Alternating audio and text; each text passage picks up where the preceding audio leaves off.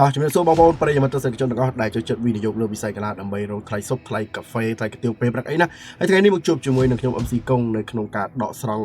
គូសុបចំនួន2គូមកចែកជូនបងប្អូននៅក្នុងវីដេអូមួយនេះសម្រាប់យកថ្ងៃច័ន្ទនេះសម្រាប់គូទី1នៅក្នុង Caso Serie A អ៊ីតាលីរវាង Cagliari ជួបជាមួយនឹង Lecce សម្រាប់គុំទាំងពីរបើមើលពីប្រកួតចុងក្រោយនេះ Cagliari យកឈ្នះទាំងពីរប្រកួតអញ្ចឹងហើយយប់នេះសួរ admin ច្បាស់ណាស់ admin ស្រឡាញ់ក្រុមម្ចាស់ផ្ទះឬក៏មកផ្លូវទៀតបងប្អូនអាចស្នេហា under បានគូនេះហើយគូទី2នៅ La Liga របស់អេស្ប៉ាញរវាងក្រុម Girona នឹងជួបប្រឆាំងតតាំងជាមួយនឹងអ្នកមានបុណ្យ Barcelona គូនេះបាច់សួរ admin នេះខ្ញុំជឿថាអ្នកទាំងអស់គ្នានឹងតាម admin ដូចគ្នាហ្នឹងគឺច្បាស់ជារឿងយក Barcelona ហើយដើម្បីត្រឡប់ទៅកាន់កំពូលតារាងវិញណាសម្រាប់2គូនៅក្នុងថ្ងៃនេះបើបងប្អូនគិតថាតិចចង់បានដកស្រង់គូសុបបន្ថែមអូខេចอยមកក្រុម AKFC Sportive គ្រប់តម្រុយបាល់គ្នាយើងណាតាមរយៈ link នៅក្រោម profile ចុចចូលមកឲ្យទាំងអស់គ្នាមកទួគូសុបយប់នេះជាមួយនឹង admin ទាំងអស់គ្នាណាហើយជាចុងក្រោយកុំភ្លេចចុច like និង share វីដេអូមួយនេះឲ្យ admin ផងជួបគ្នានៅវីដេអូក្រោយបាយ